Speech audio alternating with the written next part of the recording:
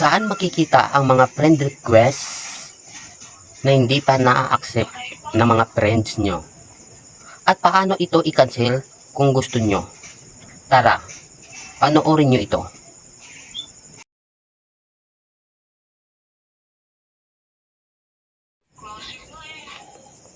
Open Facebook. Click the three lines upper right. Then click your time on Facebook.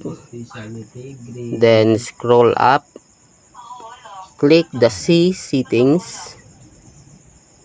Then click the friends on Facebook. And then click friend request. Then click the three dots upper right. And then click view sent request.